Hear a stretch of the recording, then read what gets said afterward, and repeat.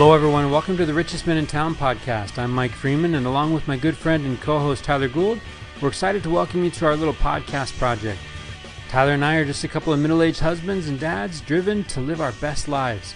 We want to be better every day, so here we'll be sitting down with great people. Not famous people, but great people that we admire, to learn their secret to living the rich life. Probably not the rich life you're thinking of. Our guests come in humbled and surprised at the invitation and hopefully leave feeling proud and grateful, realizing just how good they really have it. So pull up a chair, stay a while, and raise a glass with us as we toast our guests to the richest men in town. All right, Tyler Gould. So the other night I'm hanging out with one of our favorite people, right?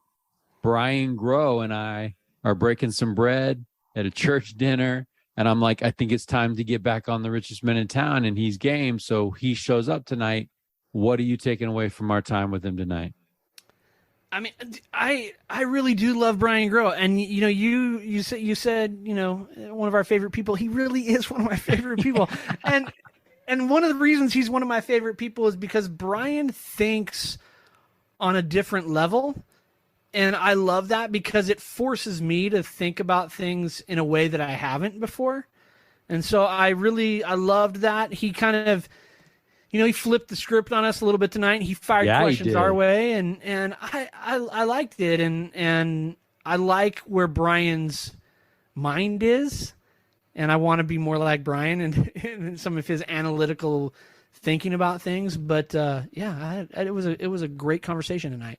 Yeah, it turns out the richest man in town life is being conscious, right? You're being awake. You're thinking about things. You're thinking about pressures that you're feeling. You're thinking about those things that are going on around you. You're thinking about the people around you, the people in your life, and your influence on those people. And all of those things are really captured. And he gets through one of his questions. I know. I feel a little bad about that. Me too. Guy came prepared, ready to ask us a bunch of questions, and he drops one powerful, pretty incredible question, and then 2 hours happen. Does that say something about our long-winded nature? No, I mean, the conversation did unfold. It did, absolutely. Right? I mean, you shared some thoughts. I kind of ping off your thoughts. Brian's got some thoughts, and then before you know it, we're looking at the clock and it's like, man, Brian, we got to get you back. Yeah. You got other questions. We got to get you back. So, but the process really did stir up some things that I needed to be reminded of. The game is about remembering. Yeah. And I really think that the conversations that we had tonight are actually going to help me be in a better place to take on tomorrow. You know, I totally agree, man. It was something that I needed. I needed to have that conversation. I didn't know I needed that conversation until we had it. And, you know, we talk about the Spirit bringing all things to your remembrance and teaching you all things. And I felt like I was instructed tonight, and I remembered some things tonight that I need to sharpen and I need to revisit. Yeah, the cool thing is there's going to be a bunch of folks from the Richest Men in Town, previous guests, whose ears are going to be burning when this episode drops, because in the reflections, quotes come up, scriptures come up, and experiences and stories from the lives of some of our guests that they shared in episodes come up as part of these are our thoughts now. And I love the idea that we're walking around now with a bunch of people on our hearts that just weren't in our lives 2 or 3 years ago. I know it is including Brian Grow. And I, you know, we talk about miraculous consequences, and I just feel like that's one of them for me, for sure. Yeah. So I really hope that our folks hear something, and as a result of things that maybe Brian shares, or things that we share in this episode, they hear something, and that gets them feeling something, and then from there they do something. And hopefully that do something leads to some change. We talked about how some things are more important to implement in our lives sooner than later, so that the changes that we desire, the kind of people that we want to be, can actually can happen. So Brian Grow, man, he showed up. Fired off questions to us, or not questions plural. He fired off one question to us. Question. And he will be back in future episodes to fire those other questions that he's got for us. But to everybody that's along on this journey, for the folks that have come and as guests have poured into our lives, thank you. And to everybody that's listening, wherever you are in this beautiful world of ours, thank you for giving us the time. You will be a better person if you give Brian Grow some time in this episode of The Richest Men in Town. So enjoy. I appreciate that. I appreciate that your words are landing in places that maybe he wasn't expecting them to, right?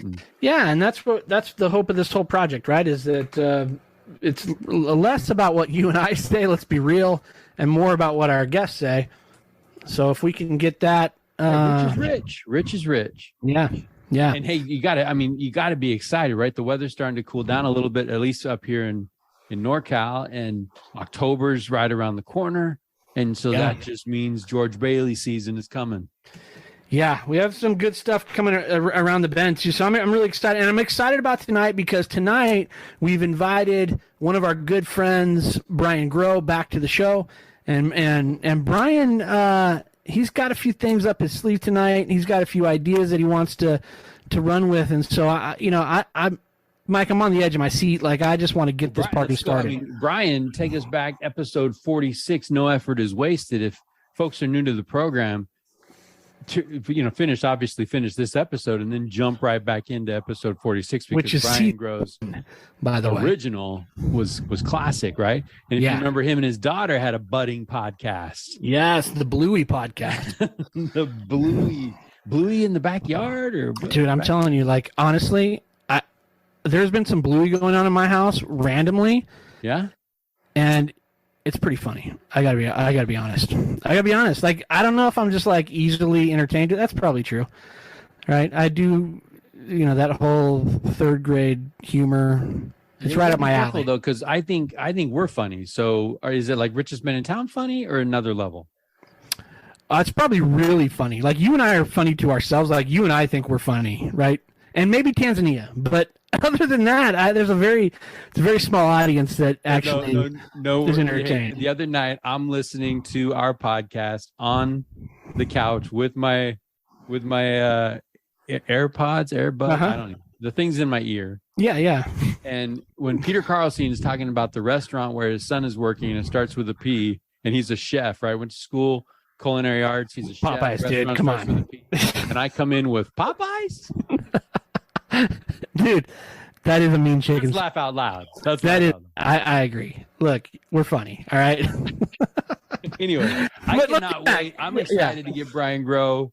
Now, Brian Grow, again, slippery slope with Brian Grow, because he loves himself some NFL, right? This could easily become some kind of crazy sports talk radio podcast. He's a Colts fan. You guys are both. I think all of our teams are. Oh, let's be real. Yeah, let's be honest. The Raiders are on a different level of suffering. Okay. Different level. Well, he's a Colts fan, so And the Colts beat. The Raiders lose. And let's open the doors and let Brian in. Maybe he can explain this to us. Let Brian in, and let's let Brian and actually, Brian is one of those guests that could take our job. Let's be real.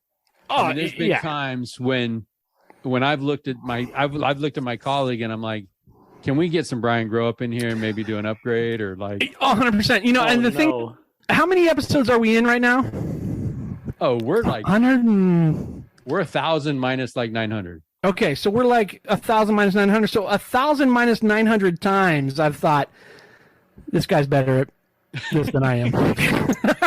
You guys are too kind. Brian Grow, okay, we were talking a little bit about this. Like, it's a little more intimidating coming. When you came in episode 46, we were just young bucks. We didn't really know what we were doing. But now that we've kind of asserted ourselves and flexed our muscles, and we're starting this kind of global domination, it's a little more intimidating the ass to come back and be like, hey, jump into the Richest Man in Town, where you are going to be blasted across the entire globe, right? Yes. Yeah, it's got to be, yeah, big expectations. Hey, so Yes. Brian, what if I told you? I mean, this is serious. This is serious. What you dropped, the gift you gave us in episode 46, No Effort Wasted, that's actually landed in like hundreds of people's lives. Yeah. Yeah. What does that make you feel when you hear that? Well, for a long time, I've felt like podcasts, there's a lot of jokes about, everybody has a podcast now. Like they're kind of taking over the world, but, I think there's just such a cool power, more than a lot of other mediums, more than kind of writing, more than even video, that a lot of the time you just have somebody in your ears and you're going about your day. You're going grocery shopping, you're doing yard work, you're doing, all these other things, but you still have somebody and you're having conversations. And so, but that somebody's you for like a couple of hundred people, at least for that season, right? But what I really wish is those couple of hundred people, I could have the forum where they could respond back and we could open that dialogue continually. And, maybe that's what I want to do more with other guests that you've had on, that maybe I should be doing a little bit more. I love that idea though, man. I love the idea of kind of that ongoing conversation, right? I mean, that's why we love having you back on the show, because, the things that you shared with us that impacted us and impacted our viewers, and Mike and I get to hear about that, or our listeners, I should say. We get to hear that feedback from them. And so it's fun to kind of circle back again and check where we're at, see what's going on in our lives. And honestly, I mean, these kind of conversations are so important to me, for my own personal progression. I think, an ongoing conversation is an important thing to be having, Well, what I really hope is that, from the conversations that we've had, that it spurs people to have conversations with people in their lives. Absolutely. Yeah. I really hope that it gives somebody the courage to open up and say something that maybe they haven't said, or to, discuss an idea with somebody that, ignited them, that set them on fire a little bit. And so every time I hop on to something like this or another podcast, that's really my hope, is just that it'll spur something that will improve somebody's life in some tangible way. Well, the cool thing about that is that, and again, Mike and I are horrible about passing this on to people, but we get a lot of feedback like that, hey, these words from this person caused me to reevaluate some things, or have some conversation with some hard conversations with some people in my life to hopefully see if there's some changes that can be made. So I think that's happening, and that's happening in large part, like I told Mike. I mean, most of the nuggets of wisdom come from the people that Mike and I are talking to, not from Mike and I. So it's fun to kind of... I do think that there is something to what Brian is saying that could it really change people's experiences, and maybe even change our communities. The idea that I'm curious about the person next to me. Well, it's like you told me, you said, Mike, at the beginning of this, before Brian jumped on, and that someone that you work with said, hey, I was listening to your podcast, and Pop said, I bring peace into the room when I come in. And he said, I'm repeating that to myself as I go into business meetings. Am I bringing peace into this? I'm asking myself, am I bringing peace into this situation, into this space? And to me, that's what this is all about, right? Is that we have conversations with good people that share their experiences on how they've navigated life. And hopefully we're instituting some of that into our own lives, right? So because we believe in the power of that example, right? That George Bailey example, or the Brian Grow example, or the Stephen Mitchell example, right? The Brian Beverly, take your pick of the village. But there are some folks that we've discovered, Dr. Carol Wirtz, right? Men, women that have taught us some things about being better and have actually got us reflecting and thinking, oh yeah, maybe I can make that change, right?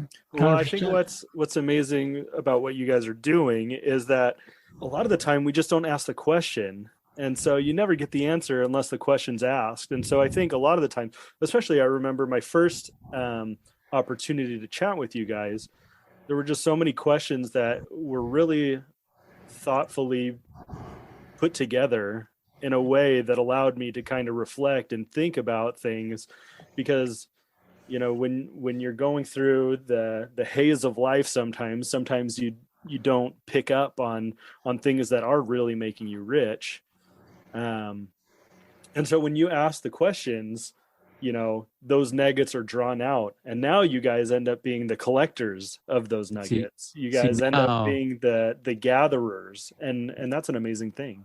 See, now Tyler, he's nervous because he hasn't seen a script or anything for the second time around, right? Yeah. No, we're reaching into a grab bag and we're going to hit him with things, right? Not with you guys. I feel pretty good. Yeah, we're very disarming, Brian. Absolutely. Yeah. Hey, first things first. It has been a year and a half since you were last on. So a year and a half of life. No, it has not been a year and a half. Episode 99, baby. Oh, Brian was ushering in the century mark for us. Oh, this Brian, is number 3. Yeah. This is Hey, Tyler, you're going to go in and cut all that out. No, I'm leaving that. Go in and cut that out and make me sound a little bit better on my pre-show prep. Right? Hey, I'll take care of you. First things first, Brian Grow.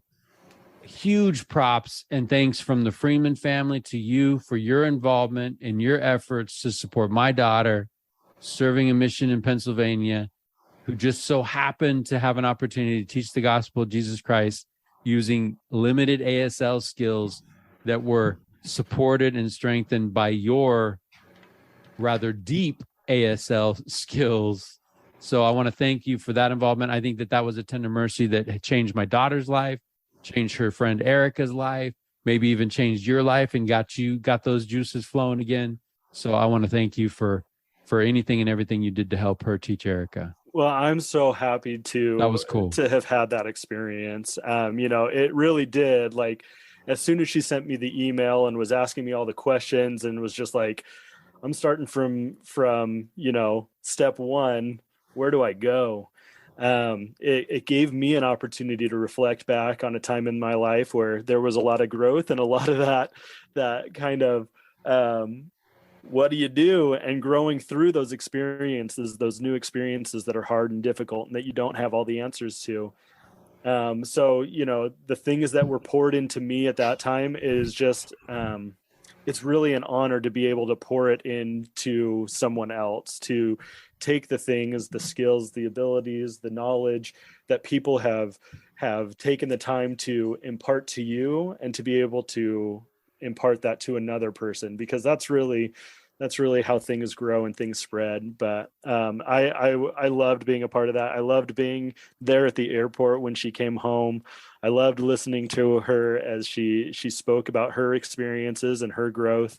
It is a really cool experience to have been involved with a lot of these young people's lives and teaching them in seminary, and then seeing them as they grow and as they change and as they're doing things in their life, and seeing them apply the things that you had discussed so many of those mornings together in seminary. Yeah, it's super cool. Growth happens in that application. For all of us, right?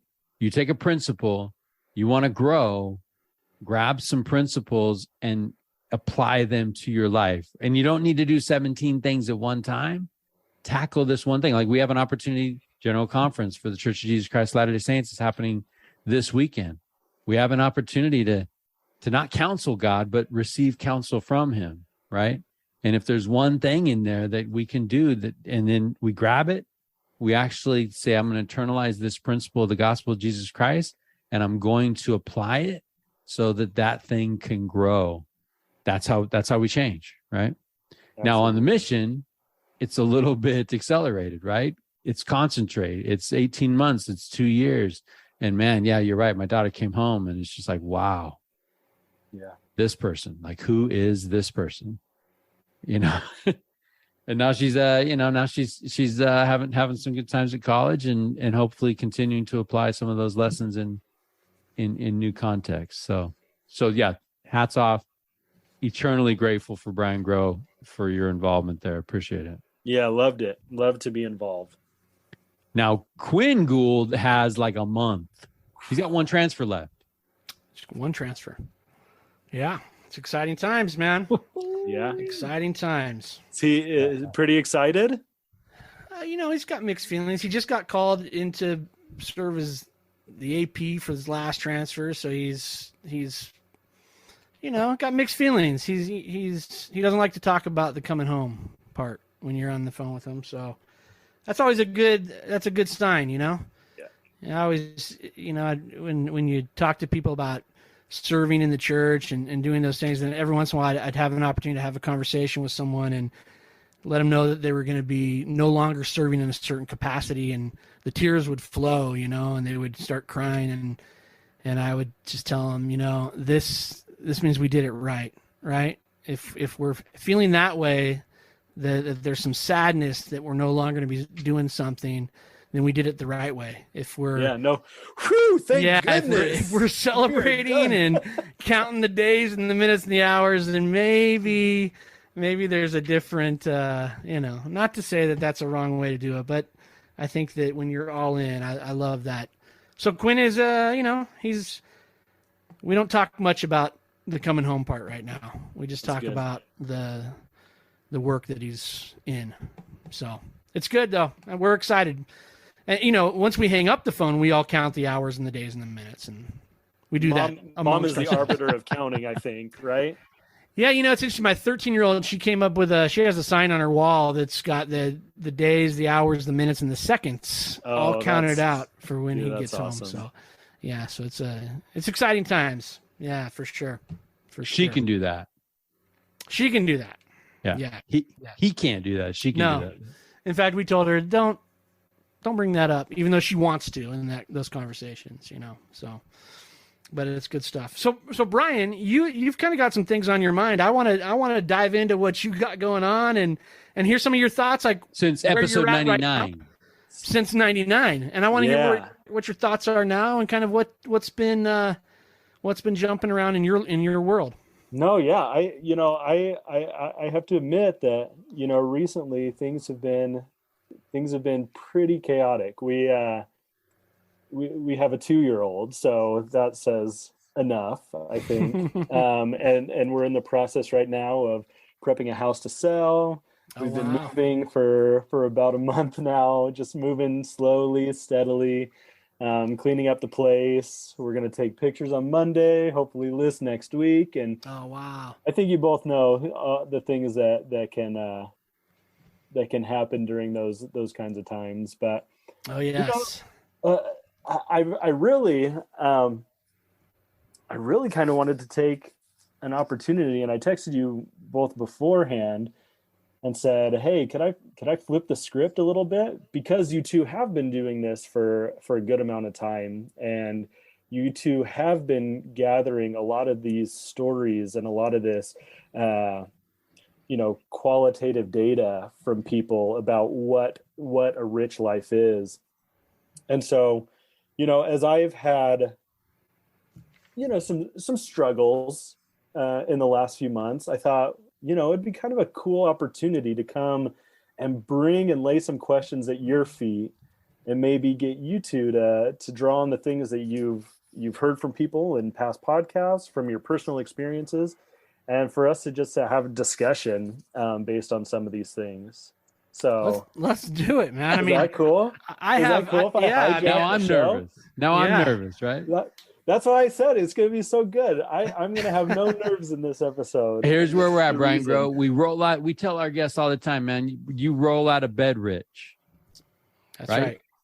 Tyler, we roll out of bed rich. All of the conversations that we've had, the hours of content that we're sitting on, I think that we are up to this challenge, Brian Grow.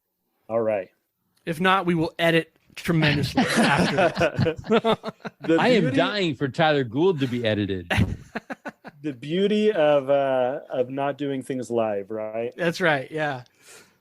So let me just give you a little background to where my mind is at. So I graduated with a degree in sociology.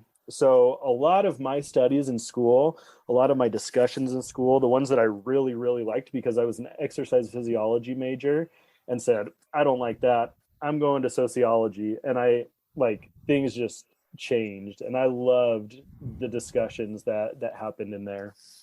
But it's really interesting because my wife is a psychology major. And so psychology really focuses kind of on the individual, the mind, the chemicals in the brain, all those types of things, where sociology kind of looks at groups of people and systems and environment and how we can look at predictors of things through, different variables. And so as I've listened to your podcast and as I go about life, and, in that first episode, I talked about holding two things at the same time. One of my really big, questions, the one thing that I've been thinking a lot about recently is that individual responsibility coupled with the society that we create. Because a society is just a group of individuals that have agreed upon certain things. We call them laws, we call them, etiquette, we call them all sorts of things like that. So one of my big kind of questions that I have for you two is, how do we continue with Bailey values in a more Potter-like world? It feels like when the systems and a lot of the big forces in our country specifically are feeling a little bit more like the embodiment of Mr. Potter. How do we hold on to those Bailey things in our lives? How do we hold on to it without being corrupted by the Potter thing, by going the easy route of the things that appealed to Mr. Potter and the way things went, in that story? So I'll lay that at your feet. What do you think? Man, that's a great. I love the how you phrase that. The Bailey, right? The Bailey values, right? It's interesting. I think that if it's tough when we get to a place where we're not looking at something bigger than ourselves, and if you just look at the snapshot of that movie, right? Mr. Potter was concerned about his taking care of himself, what was important to him, what was going to get him what he wanted and what he needed. And then ultimately, if we look at the character of George Bailey, what brought him back to the focus of what was important was this idea that things were bigger than himself, right? That he had an impact on other people's lives, that other people had an impact on him. And it was this sense of interaction that led him to believe that, hey, there's something bigger here. And I sometimes I get caught up in that, right? Like with just life, it gets so busy and you get in the grind of work or whatever it is. And for brief moments, I lose sight of that big picture. And in those brief moments, I don't like who I am at that time. And I've had that thought before, like, gosh, I'm really failing right now. Like right now I'm in a space where I'm not doing it. And if I step out of that space and think, okay, well, I'm part of this bigger picture, right? It kind of recenters me. Like, okay, there's the good news is, Tyler, that you recognize that you're failing it right now, and that you can make a turn. And I think that when we get so caught up in that idea of like it's all about me and my needs and my wants and my desires, right? I think that's where we start to see things sort of crack, and people treat each other in ways that don't lift each other, And think of it, your role as a parent, Brian, right? Like the whole struggle with your 2-year-old is, how do I teach them that it's not all about them, right? How do I let them see that it's about other people? And then eventually, when they're a little older, even, it's, how do I show them that it's not just about our family, and it's not even just about this ward family that we go to. It's about something even bigger than we are that we can't even see. And I kind of feel like that's like this constant. As a parent, it's all of the time, but as an individual, I have to constantly center myself and remind myself that, Tyler, it's not about you, don't make this about you, and I think that's, I love that idea of like that we, if we look beyond ourselves, man, it opens up all kinds of doors, and our vision just expands like crazy. So that's my thought. Mike, what about you? That's not a bad thought. It's not a bad thought at all. I would echo a lot of those same thoughts, and let's call it what it is, right? George Bailey is embodying some principles that I believe in, and I believe in them beyond a movie. I think the reason why people tear up when they watch that movie is because it's testifying of some truths that we knew a long time ago. Well, right, Mike, I agree with you 100%. I think that people, when you have that conversation with people, they recognize that, right? And it like just rings true, whether you know what it is or you can define it. It just rings true. So and at the same time, Potter, the values or lack thereof that he embodies in his life also represent a force. Yeah. That is just as real and very prevalent in 2022, and will become more prevalent, right? Like Brian, I loved how you described that Potter world, right? Because it is about getting mine. It is about stepping on people on the way to get mine. And I love what Tyler was saying about, I mean, when I start focusing on me, bad things happen, right?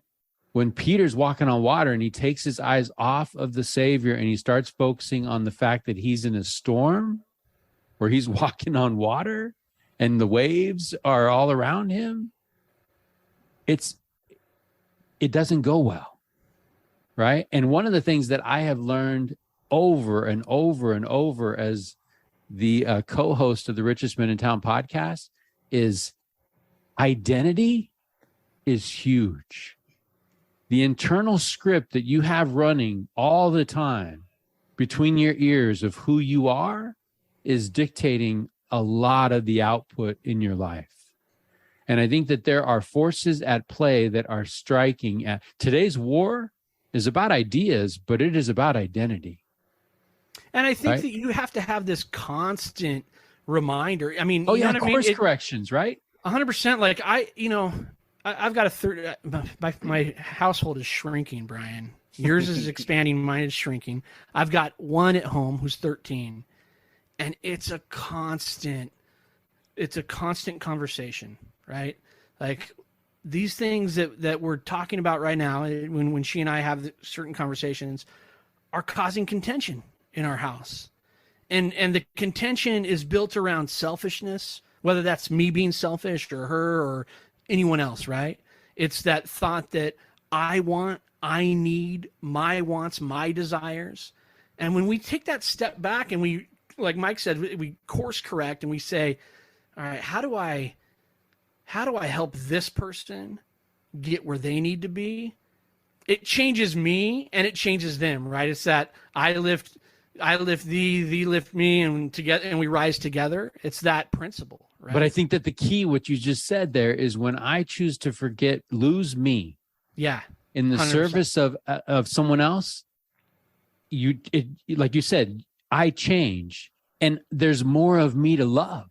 Yeah, I'm a better, more fully developed person, right? I'm not narcissistic. I'm not caught up in this crazy world that we're in. But I mean, the world, I love what you were talking about, Brian, with the sociology and the forces of people in mass, right? Yeah. Because there's 7 billion people on the planet, but to God, there are 7 billion individual people.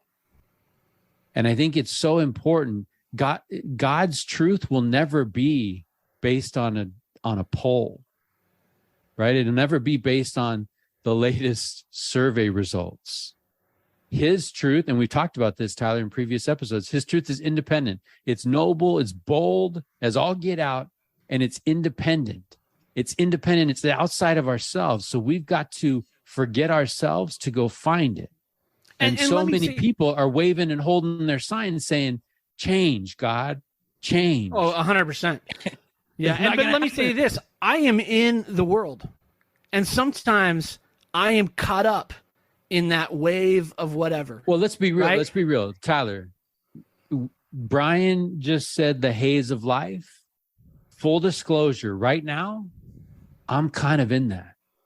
Dude, absolutely. I'm in that professionally. I'm in that personally. I'm in that spiritually. I'm in that physically. Yeah. And it's not my best self. But here's the thing, though. This is what I love about these conversations, right? Because I think it's important to say I'm in the middle of the haze of life. Like, I am distracted by some things that I shouldn't be distracted by. I think I think that kind of honest conversation is important, because there's this idea that says if you find yourself in the haze or distracted from the important things of life, then something's wrong with you. And you don't belong on this side where these good things are happening. And that's, I go back to you, Brian, talking about holding two things, right? I'm here and I'm in the struggle, but I know I want to be here. And so I've got to make some course corrections. And that's why I think, back to what you said earlier, Brian, I think these conversations are critical, because when we have conversations with other people that are willing to look us in the eye and go, you know what, Brian, I'm not 100% where I need to be. When I hear that from like Mike or you or anyone else, I honestly immediately, it's like this immediate, like, it empowers you. I look at myself and I go, shoot, I'm with you, dude. I'm not there either. So what do I have to do? Right. And so it's that immediate, like, sort of self-reflection where I think, crap, me too. But these guys are doing it and they're getting themselves where they need to be. I can make those corrections as well. Well, I think too, really quick, I think too, call it what it is, right? That pull, that drag to be mediocre, that pull, that drag to not try is designed to move us out of our place. And we got to call that, and we got to recognize that. Yeah. Right. Yeah. And we got, and the beautiful thing about it is in my mind, I am Adam, right? I'm a son of God. I'm a child of God, and I'm here in a fallen world, and I've been given a savior, and I've been given a promise. As I abide in him, I can be fruitful. Well, and that's that whole idea. And I just want to be able to say at the end, beaten up, kicked, dragging. We're going Hunter S. Thompson here. Hunter S. Thompson, what a ride, right? To be able to look at my Savior in the eyes and say, I tried. Well, and I think, though, right? That, I agree, Mike. Man, I'm trying. But it's that idea of identity, which is quickly obscured, right? And we have to be quick to remind ourselves of who we are, that there's value beyond the stupid things I say and the stupid things I do, and the stupid ways I treat people sometimes. I'm still of value. Yes. And there's still an opportunity for me to say, Tyler, clean it up, man. Clean it up. Yes. And don't beat ourselves up. We don't beat ourselves up because we are unworthy creatures, which we are. We acknowledge and we are awestruck at the gap between us and God. I like that because there is some beating up that goes on. The shame is you're the mistake, right? Not you made a mistake. The shame is you're the mistake. Yeah. If Christ were to come to you, he's like, I see your effort, right? I know you. I know you love me, and I know you're gonna mess up. I got you. Right. Well, and the interesting thing though is that conversation, Mike, that you talk about, I feel like that's the conversation I have to constantly have here. Yeah. Right? Like in my own house. Like, listen, I dropped it, man. You know? And I'm telling you, I can tell you this, right? I mean, I got a 13-year-old who's going on 18, and she is strong-willed, my friend. And she's probably keeping score of the times Dad dropped the ball. Oh, Dad drops it all the time. But what I've learned is that I have to be quick to like recognize, like swallow my pride, sweep it out, and go, hey, listen, 13-year-old person, this is on me, right? I may have been disappointed in what your outcome was, but where we're at right now is me, and I need to make this change. And I feel like if I'm willing to like be honest in that moment, that it produces some self-evaluation on her part as well. Well, and how cool is it in those conversations with our kids and loved ones? Wives, right? Absolutely, right? Yeah. How cool is it to be able to say, and oh, how great the plan of God that allows me to change. Yeah, and hopefully they're all on the same page with that, allowing me to change. Brian, what do you think? What's your thought? It's really interesting because I think as you guys have been talking and as I've been taking in the things you've been saying, I look at that plan. If we're talking about God's big P plan for everybody that's here, every individual, but it's also overarching to all individuals. Mike, you've talked a lot about, God's plan and then God's plan for me. And, they're similar, but they're not the same. You know what I mean? And so when I look at that overarching plan that he has and the things that he has in place, like families, like personal revelation, like revelation from prophets and apostles, we have these checks and balances that allow us to be able to experience this life in a safe way. And even when we mess up, even when we do something that we're not supposed to be doing, we have that ability to repent. We have those people around us to lift us up, to show us the better way, to help us understand those principles and how those principles influence our life. And so I think, we have that overarching view of, all of human history. But we also have here and right now and what impact and influence we can have on the world. And so I really kind of think the spirit of my question, really, what can we as Baileys, hopefully, what can we do? What tangible things can we do to help increase those positive values into the systems that then will allow the systems to help more and more people gain and recognize the goodness of those values. You know what I mean? Does that make sense? Totally. Yeah, absolutely. And I think, yeah, go ahead.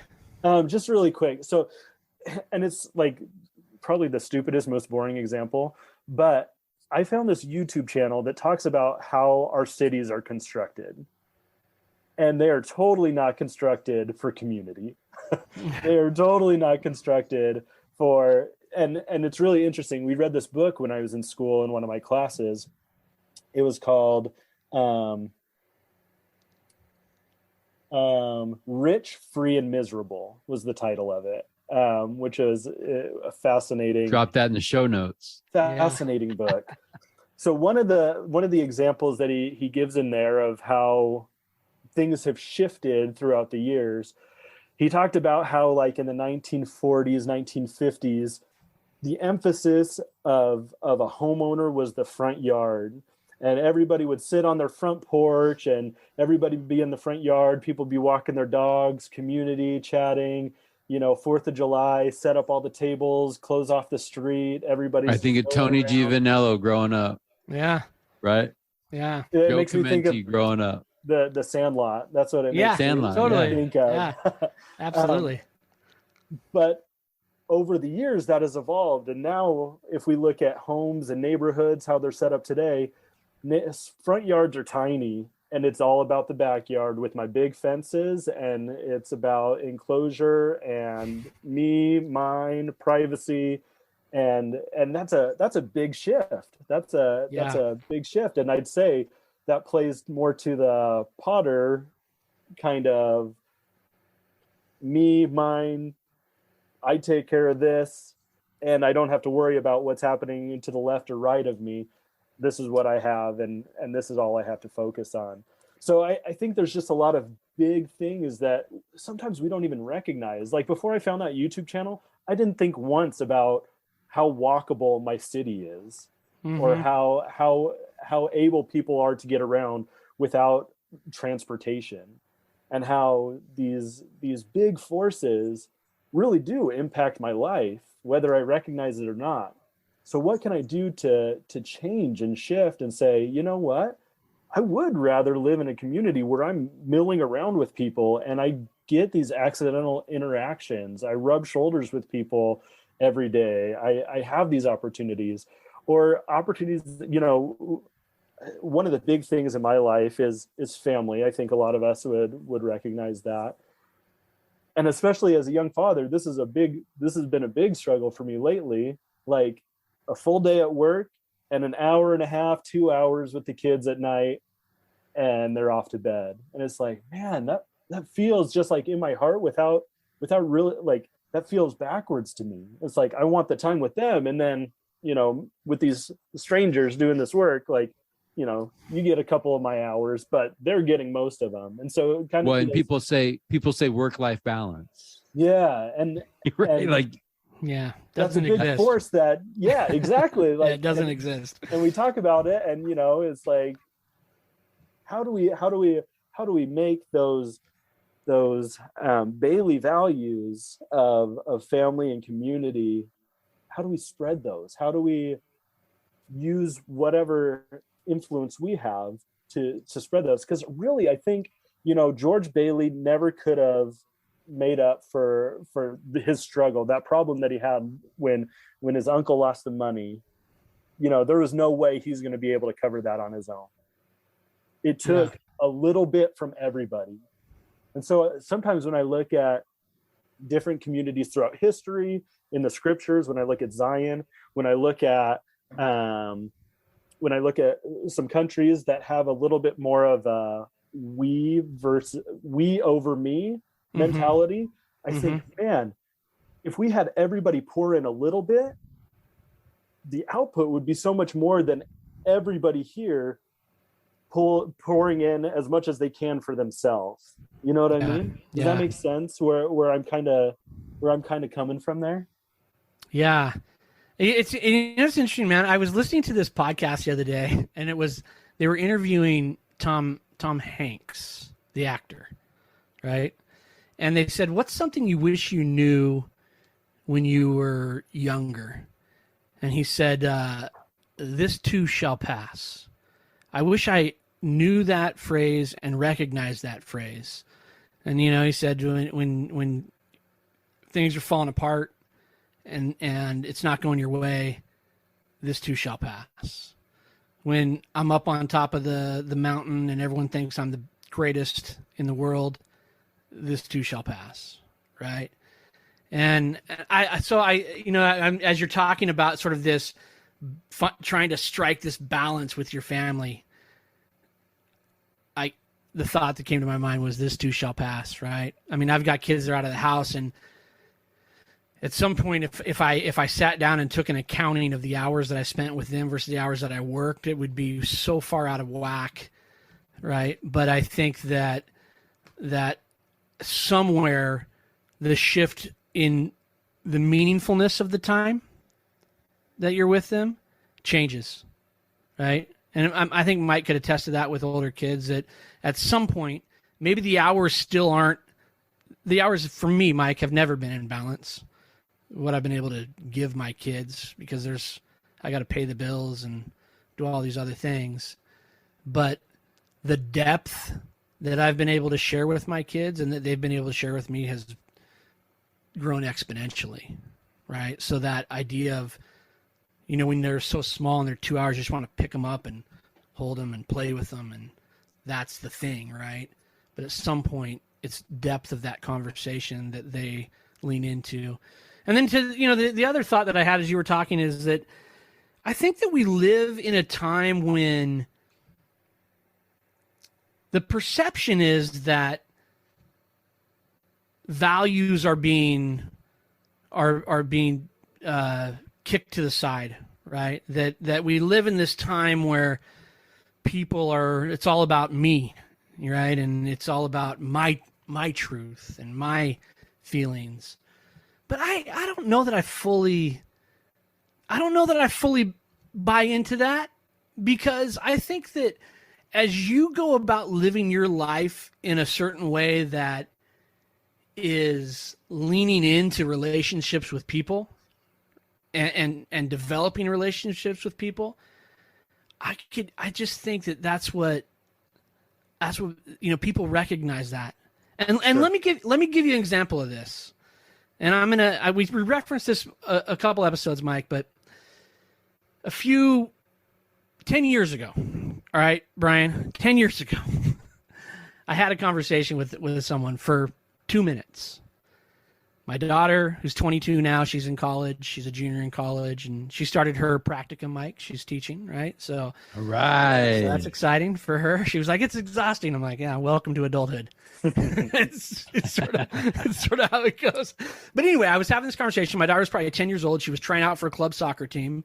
The coach said, "Hey, we want her on the team. She's good. We like her. It'd be great." And I said, "Awesome. We totally would love to do it. But here's the thing. We don't do Sunday soccer. It's just, that's our day." And he was like, then that's not going to work out. So thanks, but no thanks. And that was it, right? We shook hands, said, "Okay, cool. Thank you." Left. 10 years later, I get an email, right?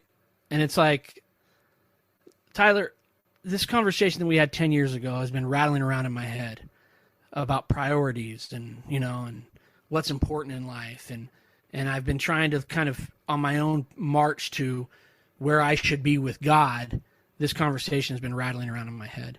And so I just reference that because I think that as we do what we think is the right thing, people are taking notes on those things, and people want that in their life, right? I mean, if that wasn't the case, there'd be no email 10 years down the road. Right. And it had nothing to do with what I did or who I am. It's just this idea of, wait a second, there's something bigger than me, And I just think that people are hungry for that. I really do. I mean, I was golfing today with some guys that I don't know, and they were having a good time. Right. Sure. And they were like, "Tyler, what's the story? Why aren't you doing what we're doing?" And I kind of just broke it down. Like, here's where I'm at, and this is why I don't do it. And this is, and the rest of that time was that conversation, right? Because I think there's this desire for people to like, how do I better myself? Well, it's not done in a vacuum, right? Yeah.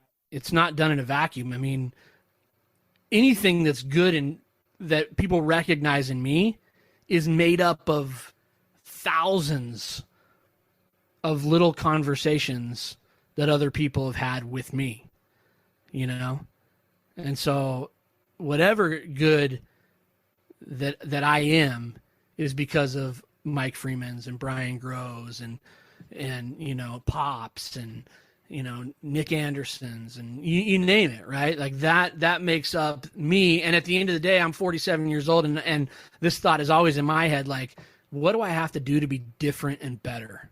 Like, that's always rolling in my head. And that thought is there because of all of these little conversations or me just looking at people and observing good people doing good things. you know? And I think George in that movie had the same experience. You know, he's like, I'm doing the right things for what, gosh dang it? You know, for nothing, because all I get is a debt, a broken down house, and a job that I freaking hate, right? And at the end, it was like, wait a second. The real inventory list is all I get is all these people that love me, all of these people that have been an example to me. You know what I mean? So it's like, I think that the search is, I think people are searching for that and they want that. And I completely agree. I completely agree with that, because I have felt for a long time, especially sometimes our conversations in church, and we often hear in those conversations in classes or talks and things like that, we say, oh, the world, or people of the world. And it's almost like we're kind of like saying, we're applying this unfair like label to them, saying, oh, because they're not here, they're somehow sinners and all bad people and don't want good things in their life. And I don't think that's true at all. I think, you know, they are in this condition where they've had circumstances in their life where they just haven't gotten that spark yet. And many of them really actually have. I talk about my brother, who hasn't stepped foot in a church building probably since he was 18 years old, and he's 37 now. Yeah. But he lives gospel principles, even though he doesn't call it living gospel principles. Yeah. 100%. You know, as a parent, you know, he is great with his kids. He's trying to teach them to do right, between right and wrong. And so I completely agree that I think a lot of people do have those desires to do good. And I think even a lot of the things that sometimes we look at as controversial, it's really people just with the knowledge that they have, trying to do the best that they can. Absolutely. And trying to help people and to understand people and to really get down and roll up your sleeves and have those conversations of, let me understand this. Let me into your world, and trying to do that without judgment, without a kind of, I'm up here, you're down there. Yeah, Let me lift you out because I have that power. But I think there's also kind of, you know, we talk about the invisible hand, we talk about market forces, we talk about all these things. And I think there's just some collective things that I've recognized recently in just the society we live in that aren't necessarily attributed to individual people, but are just these kind of overarching, like, oh yeah, everybody just does that. Like, how much do I just consume and consume and consume, and it's never enough. And like, you know, we talk about businesses, every quarter has to be better than the last one. And if we ever like, what company have you ever heard say like, oh yeah, we did a little worse this quarter. That's okay. That's all right. We're good. We made enough. We're all right. Or, you know, anything like that. And so there's just some of those things that recently have felt very Potter-ish that I'm recognizing, and that have gotten me disheartened, have gotten me down, have influenced me in a way that I go, man, this kind of stinks. Yeah. Well, and I think that the notion, you know, I'm a member of the Church of Jesus Christ of Latter-day Saints, and Latter Day carries some connotation, right? Maybe people think that I've got an Advent little paper chain and I'm counting down the days when Jesus comes back, right? Jesus Christ is coming back. And I think that there's this notion that the world's going to hell in a handbasket. And I don't know if it's going to get better, but I will strive to be an influence and an instrument of change for myself and anyone that I come in contact with. And I will do that using whatever gifts, talents, strengths. And I actually think language and the language we use about our neighbors, about other people, right? I even think language, we talk about that work-life balance. I could come home and be home, but the words out of my mouth could create, and people could be like, why is he here? Right? If I have to do something, I mean, if I have to do something for my family, right? I got to go pick up the kids at soccer, right? Or whatever. I think that it's very subtle, but I think that the power of language to paint a reality, to paint how we see other people, right? Because it is easy. Path of least resistance is to judge everyone. And it's really easy to have blind spots and not judge yourself for whatever. Yeah, and works, Mike, right? I think if you look at the collective, it is disheartening, right? Because there's sort of this like, it's almost like the collective is screaming one message, right? But if you walk into that group of the collective and you talk to the one, you're like, wait a second. This is what I'm trying right? to, yeah. What I'm talking about. Yeah, so it's like, I think that when, like, if you turn on the news at night, right, and you click on the news, whatever your political persuasion is, you turn it on and you're like, oh yeah, it's all over, man. Like, everyone's insane and we're all gonna die, right? I mean, that's the message. But then I think, like, if you walk out and you talk to the person that you think, well, this guy's over there on the left or the right or whatever, wherever they're at, and you have a conversation with the person, you're like, oh, wait a sec. We're pretty dang, we're kind of pushing in the same direction. Yeah, but we talked about this before. Being content doesn't sell widgets.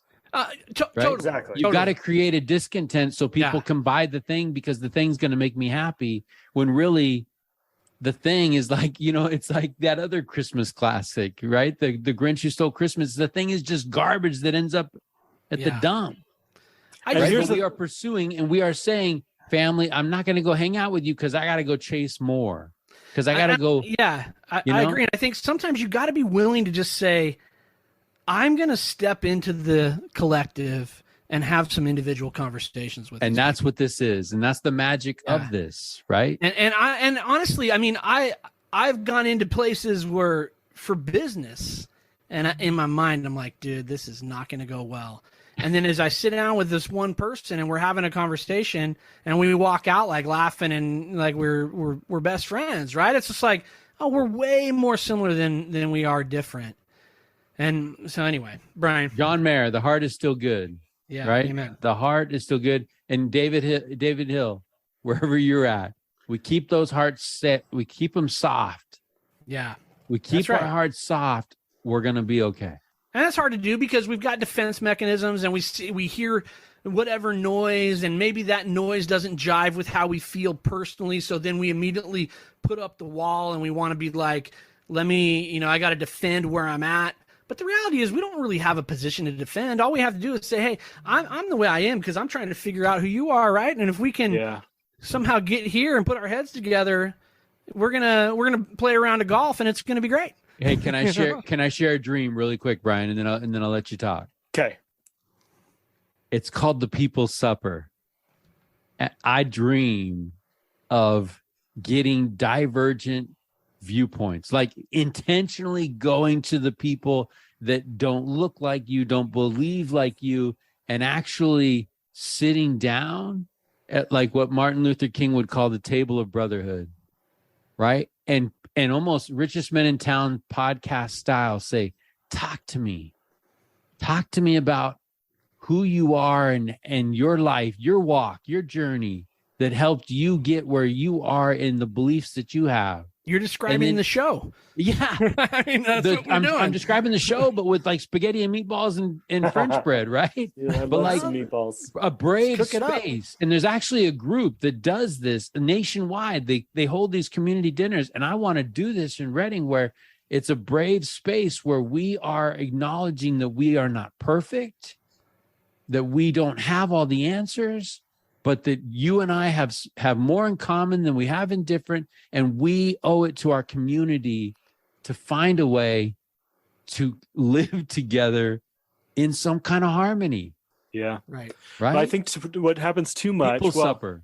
Yeah. I think that's amazing. And I think those struggle conversations where we can lay it out there, when we can feel vulnerable enough and we can feel like we're safe enough. I think the problem that has happened, I feel like we've never been more connected, but we've never been less less connected.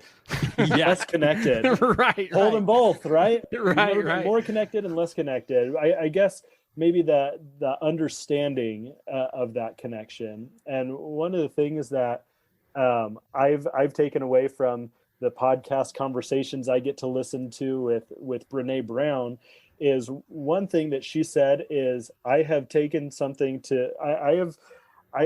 upon myself to never, no matter how much I disagree with somebody's position, to let it get personal and to dehumanize that person. And that's that pride, right? I mean, that's a thing.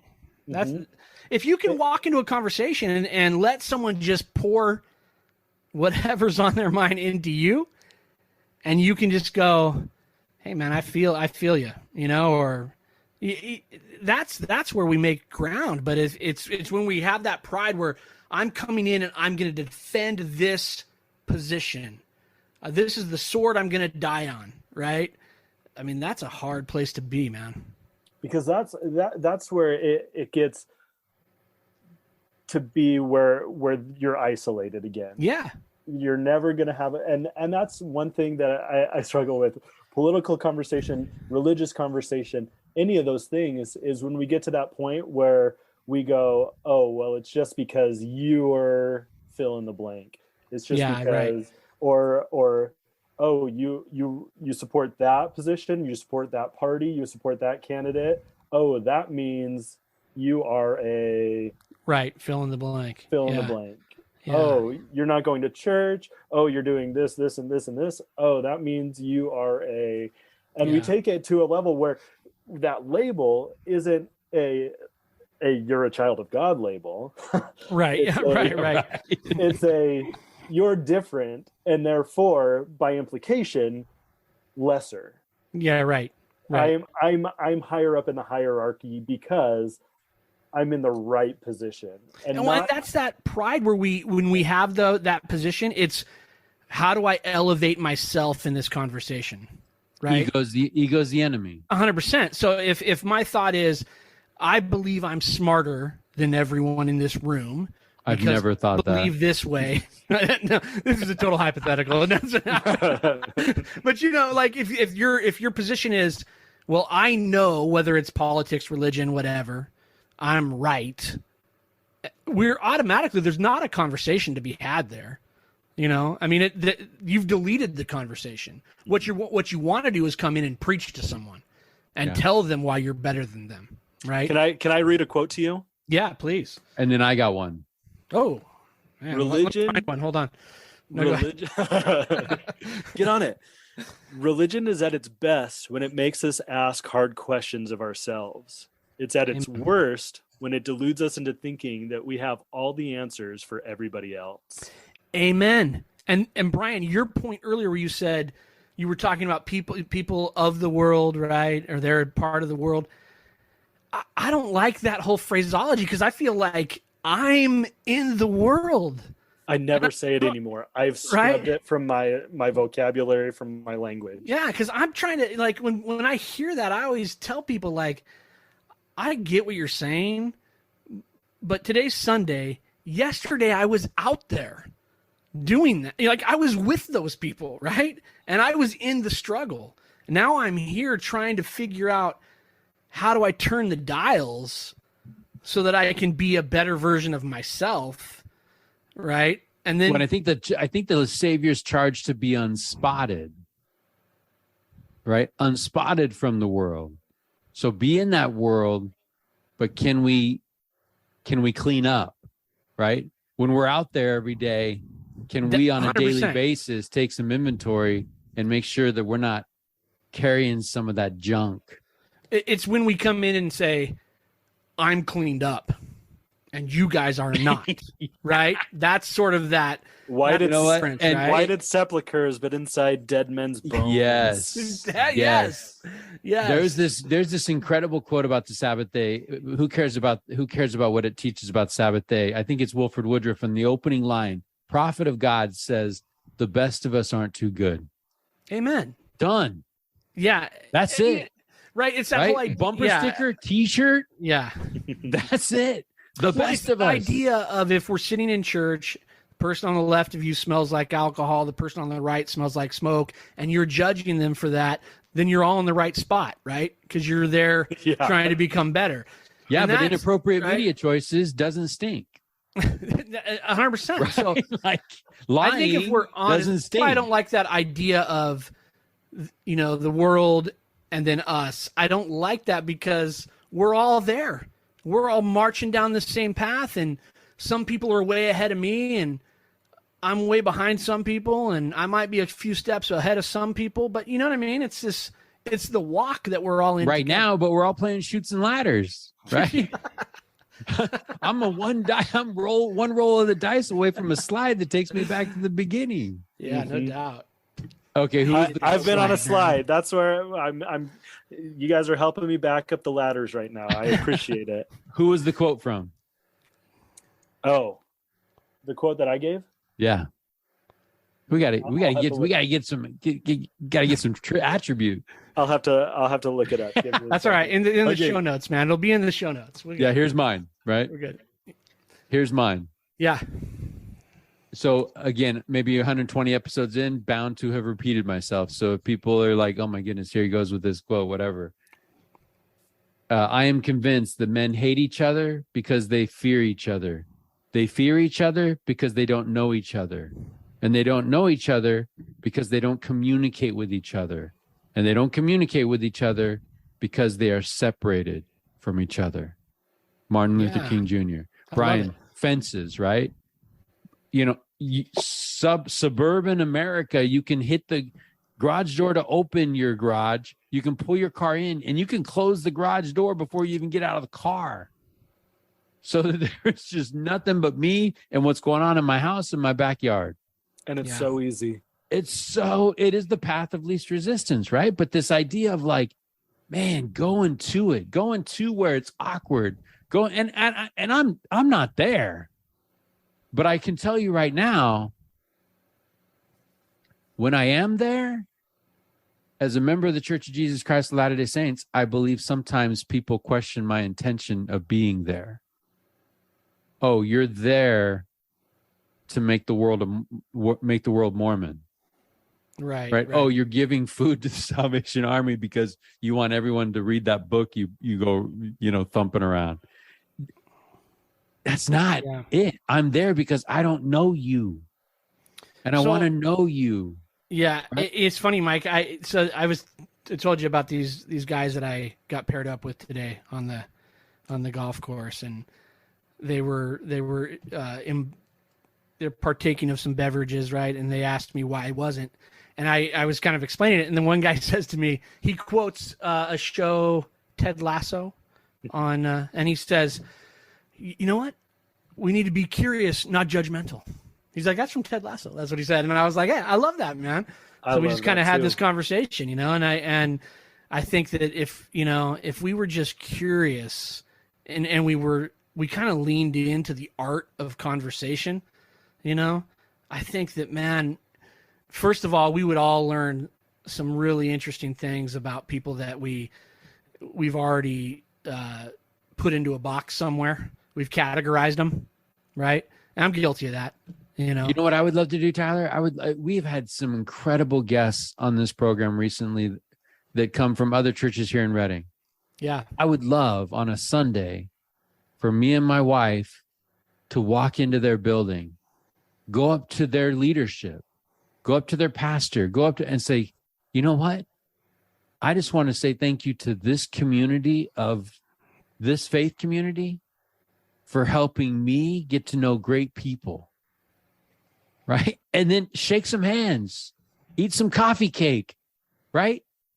And that to me is pure religion. Like that to me is like, yeah, that's what I want to do. That's my dream. I don't know why I don't. Yeah. Because I've had this thought every time I talk to somebody. It's amazing. Like, man, I'd love to just worship with you, brother. Both of you have watched The Chosen. Oh Yes. yeah. Oh yeah. Yeah. The one depiction that I love of Jesus Christ in that show is how often his apostles are like, where'd he go? Where is he? Where's he? Right, he right. at? And he's out helping somebody fix their wagon. You know, Yeah. he's on the ground, he's underneath it, like he's a mechanic working on a car, and he's just like helping people out, or he's having conversations. He's just doing that exact thing. And what I feel like is so much of the time our the hustle and bustle of our lives, the things that we've accepted to say, well, this is just life, take us so much away from those opportunities a lot of the time. Yeah. Or we when we're in the middle of our hustle and bustle, because there's in my workplace here, there's 40 other people that work here that I could be doing that with. And do I take advantage of all those opportunities? No, not necessarily. Yeah. And so maybe it's even just a simple reframing within what you're currently doing of being more intentional in that respect, into saying not just how are you doing, but really, how are you? I'm not going to go until you really answer, like, tell me something new about you, or even throw out the how are you, or and ask some just random question about what just pumps you up, what makes you super happy, but push through that awkward, right? Like Morgan Jones, go deep fast, right? She listened to the podcast and was like, man, you guys go deep fast. Like, push through that awkwardness and go deep fast and figure out what makes this person tick, right? I mean, Tyler, the first time I met you, there was probably some awkwardness, right? And you pushed through that, and it's like, hey, I'm gonna figure out who this guy is, right? And look at how rich your life is now with me as your friend. That's true. It is incredible. Thank you. Yes. I am such a blessing. but and it kind of goes back to that self, right? Am I walking into the cafeteria trying to find the cool kids to sit with, or am I walking in the cafeteria looking for the person who's sitting alone and saying, hey, right? Because the bottom line is that's what Jesus would do. Jesus wouldn't be chasing. I feel like he'd be everywhere, he'd be the guy that's one day he's there, one day he's here, one day he's making sure that everybody, because a lot of the times when we look at the cool kid table, we think, oh, well, they don't need anything, they've got it made. And so much of the time we do that in the church all the time too. Oh, that family's solid, they're good, like they're here every week. Don't we do that all the time? And let me tell you, from someone keep at up the appearances at the cool table, there was some loneliness there. All right. First-hand accounts. I'm glad. See, what I say rings true. Tyler was cool. He was an angry cool kid. There was some anger there, man. We all. No, I agree with you though, 100%. I mean, I think that we do that all the time, right? We characterize, we put people in, we categorize them. We say, hey, these guys got it together. And I would tell people that all the time. Like when I was serving as a bishop, I'm like, because people would come in and be like, oh man, like everybody's life is so good and my life is so terrible. I'm like, oh my gosh, like you come in on a Sunday dragging your kids into church and it's chaotic and there's people in the back of the building going, man, I wish I could have it together like that family. Right? So it's like we're all in these varying stages, but society in general and church is sort of this microcosm, right? But we dress up, right? Mm-hmm. We put on the best. We walk out. How you doing? I'm great. How are you? I'm fantastic. Great. Good to see you. Bye. And then, we all get in our car and we cry on the drive home. That's sort of the way it works. And I think if we were actually to sit down and like Mike said, we push through the awkward. I'm fine. No, seriously. What's going on in your life? Like, tell me what's happening in your life. I want to know. Like, well, it goes back to what Brian said about connection. Yeah.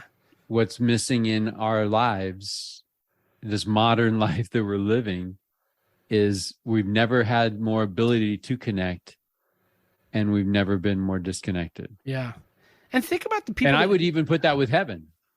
For sure. That connection with heaven, right? Those promptings, like that thought of going to other people's churches. I've been sitting on that for 2 years. Why?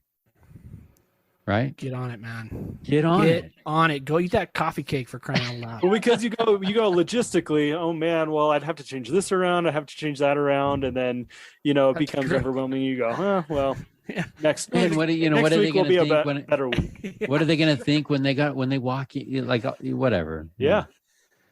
I don't know. You know what? What's interesting is that I think that if you think about all of the people in your life that have meaning to you, like if you ran down that list and you thought, okay, these are the people that mean the most to me. They're the people that know you the best. They're the people that you've shared things with, right? They're the people that aren't going to say, how are you, Brian? I'm fine. Okay, good. Right? They're going to dig in. And even in those awkward conversations, like I've had some awkward conversations with people where they want to dig into my life, and I'm sort of like, bobbing and weaving a little bit. Yeah. Like, hey, sure. And then finally they kind of get you in the corner and they give you the old body blows, and you're like, you start spilling the beans a little bit. Yeah. And then you're like, down. right. Then afterwards you're like, I really dig those people. It's like, I really like them. Like I connected with those people. Yeah. And you dismiss the process of what that was, but the reality is it was someone that wasn't going to take I'm fine for an answer, But but right now, like to the three of us, I hope that we can live committed to the idea that Potter cannot win. Right? Yeah. That George Bailey wins, that lifestyle wins, and that Potter, I almost think of like that chapter, it was chapter 13 in East of Eden. And that's like episode way back. Yeah. In this, but like Tyler and I were kind of riffing on Steinbeck's East of Eden, and I think it's chapter 13 where he says, "These things I will fight against." Yeah. These things I believe, and these things I will fight against till I'm dead. Well, in Potter's way, I will fight against until I'm dead. Well, when you say words like, I hope that we won't let that win, right? Then immediately in my mind, it conjures up this vision of a battle or a contest, right? And if there's a battle or a contest, there's constant work to get to the victory, right? And so I think that and I'm not there, right? I mean, there's times where I walk down a hall and I ask someone how they're doing. I'm hoping for I'm fine, right? Because I'm like, I gotta go. I'm hungry. It's Fast Sunday. I'm like, God, we gotta get right. But I hope that there's that I'm battling, right? That that there's a constant thought of. That's why I feel like this idea, and we've talked about this a lot, but when I have this thought that I need to be better, and let me tell you, it's there all the time because I have a lot of work to do. But rather than be overwhelmed by that, I feel empowered by that, that I can change. Like, I don't have to settle for this. Like, this may be good, but there's something more. More than fine. Yeah, and it's there, and it's within reach, but it's going to take, I can recognize at times that it's going to take a lot of work, and I'm going to have to make a lot of changes, and I'm going to have to commit to a lot of things. But what do I look like on the other side of that? If we wanted to tap into that Come Follow Me podcast, Margaret, I can tell you right now, the Old Testament is filled with examples that teach us that the battle is his, that the battle is the Lord's, that there are more with him, with us, than against us, right? And so it's important that we take courage, brethren, right? Go forward, right? Who's on the Lord's side? Who? The idea, I love that I love the idea of battle. Because to me, man, that almost sounds like I can be valiant for a season. Like when it comes time and the battle call goes out, that is my game. That is my jam. That is my opportunity and my chance to say, okay, I'm committed. But the crazy thing is it's every day that call goes out. Right? Every day it's like and you can change, Mike. That gap that you feel, that guy that you want to be, you can change. Yeah. And as long as our hearts are soft, we can feel things.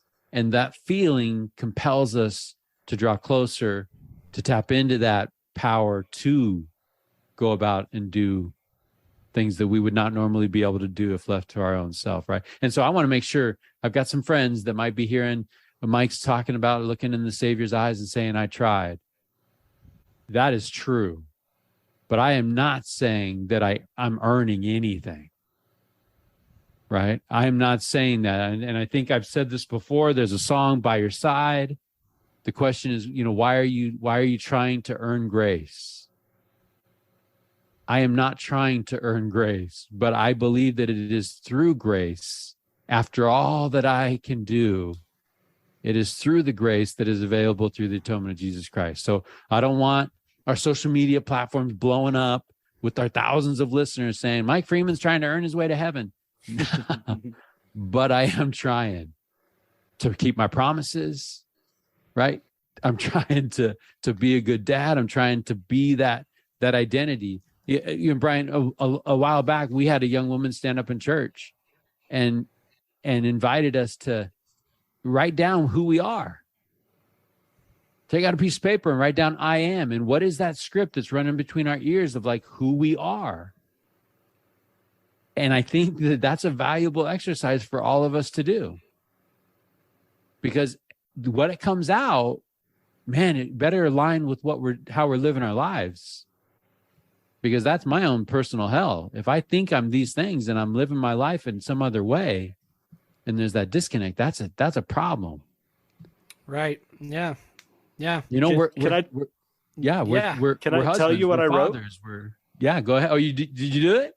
Well, it wasn't directly when she did it, but a week before that, in one of our classes, the teacher had asked the same thing, and he said, he kind of prefaced it with, add all sorts of stuff, and he kind of gave us some things, where you're from and who your ancestry is, and so this is me. I am Brian. I'm a mixing pot of European nations. I probably grew the most as a human in the boroughs of New York for 2 years. I desire creativity, peace, harmony, connection, community, and a world that values people more than things. I have been fortunate to learn and continue to use American Sign Language in various capacities. I'm a bit of a mess, both literally and figuratively, but I try. I might be slow. I call it deliberate. But I usually get there. I feel God's love and wish to know him better and better. And I really think when you talked early on in this conversation about identity, and when we really try to find that authentic part of ourselves, when we try to find the authentic part of ourselves that we share, and the authentic part of ours that are unique to us, and use those talents and gifts and skills and abilities, but also recognize the connection that we have with everybody else. I just think, I do this mental exercise where I just think, what if everybody on earth just knew and understood that one simple truth, that every single one of us are children of God? How different would the world be right now? How? Go ahead. I think through that, finding ourselves, finding that our authentic part of us allows us to put out kind of that beacon, that light. And then those conversations happen a little bit more because people recognize us as a safe person to open up to. I think a lot of us do a disservice to ourselves when we go off on a lot of these rants, especially in open conversation when we have platforms in classrooms or over the pulpit, or in these conversations, and we make anybody who may be struggling with something that we're harping on go, well, I could never talk to him about this struggle that I'm having. Right. Yeah. And I think that is so hard. So I think on all of our thoughts and all of our words, we need to really recognize that too, that when we're putting things out into the world, what are people receiving from that? Would they see me as somebody that is a safe person to discuss things with, to have open ideas with, or are those just coded in that layer of judgment? Yeah, there's a big difference between a sermon and a conversation, right? Mm-hmm. And that's. Well, I think of Peter Carlson's son having hard conversations with family members. Right. And what if he looked at dad and said, I could never talk to dad about this? Right. Yeah. Lilla Watson, I've said this quote before, but I'm going to come back and say it again. Like the idea, man, what kind of world would it be if we saw ourselves and everyone around us as children of God? Lilla Watson, activist, artist, academic, she said, if you've come here to help me, you're wasting your time. But if you have come because your liberation is bound up with mine, then let us work together. What if our happiness, our liberation was tied to the person next to you in the pew? We know it the is car from next to you on the road. Right, 100%. DNC 18 tells us that, right? Yeah. You bring one soul unto me. How great shall your joy be with them? Right. So I love that. Yeah. That lights me up. Like that thought of like, man, we really are connected, right? Almost like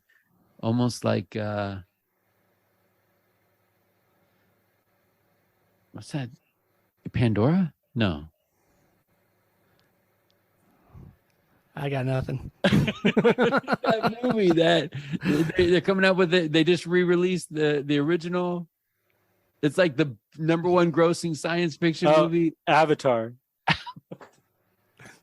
And we have to do a little light editing on that little light editing there. But, light editing. Nothing we can't handle. Minute. Let's do a minute marker there. That's about hour 37. But I think if I'm going to circle back to kind of the beginning of this conversation, I feel like, and I'm grateful for this conversation tonight, because there's a couple of things that stand out to me. It's one is identity, right? Knowing who we are. I think it's such a big deal.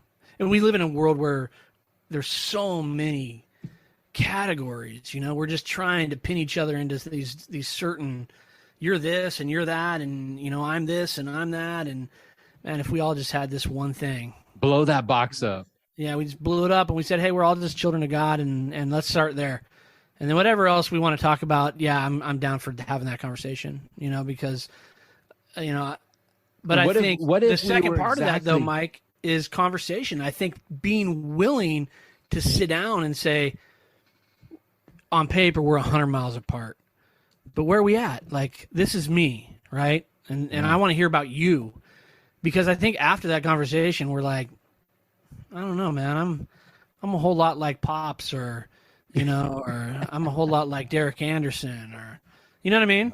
Yeah. I think that's the key. So, in a world where it seems like there's this united front of anger and distraction, I think if we walk into that madness and we started tapping people on the shoulder one by one and started just having conversations, dude, it'd be so different.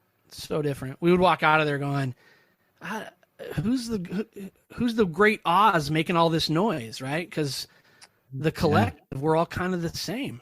Well, and I think of Brian going to DNC 18, if we all understood that we're children of God, and that we all understood that we are exactly how he wanted us to be, right? Like, we are enough, that we don't have these gaping, like, man, if I was funnier, man, if if I was richer, if I was taller, if I was skinnier, right? And I think because that is a hole that you'll never fill. Yeah. Yeah. And the idea being that no, like me plus Christ, I'm good. I'm covered. And I'm enough. The thing that makes this world and this life so interesting is that we're all so different. I just, it's fascinating, right? Like you sit down, you have a conversation with someone who's, on the opposite spectrum of where you're at, and at the end you're laughing and you're, to me that's one of the greatest things about this life that we live in is how different we are. But then when you start scraping off the layers, you're like, oh shoot, you know what? We're pretty similar, through all this. We all want the same thing. We all want to be happy. We all want to be loved. We all want to love someone, and it's really no matter where you sit on a political spectrum, religious, those are truths. We want to be happy. We want to be loved. We want to love someone. We want to be loved by someone. We get down to those nuggets and we're all just going to be talking the same talk. Well, and I think you could even do that. So I started this out with making kind of Potter the villain, right? And that's how he's kind of portrayed in the movie. But I think the real lesson that we can take away, and maybe if there was a sequel, or maybe if the movie went on a little longer, or a prequel, and we get to see Potter before he becomes this crusty old dude, sure, right? And there's a screenplay there. we get to kind of he becomes less of a man, I hate that guy, and more of man, I pity whatever happened in his life that made him think that this is what it really brings value to you as a human. This is what you've been sold, what the message that you've been sold in your life, that this is the way to act, that this is the way to treat the people in the community that you're living in.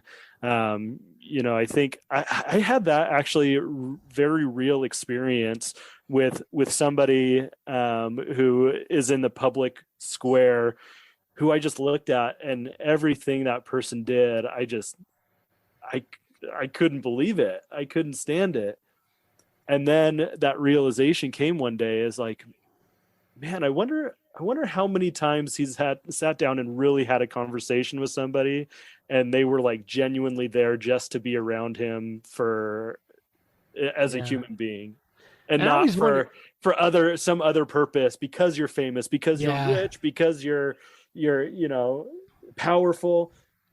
How many people are genuinely there just to be around that person as a human being? And it made me go, man, maybe a lot of this is because he's hurt, because he is 100%. He's acting on trauma that's happened in his life. He's put all sorts of layers on, and that has made it so he has to put up these masks. He has to put up this thing just to be able to deal with the thing, whatever that was.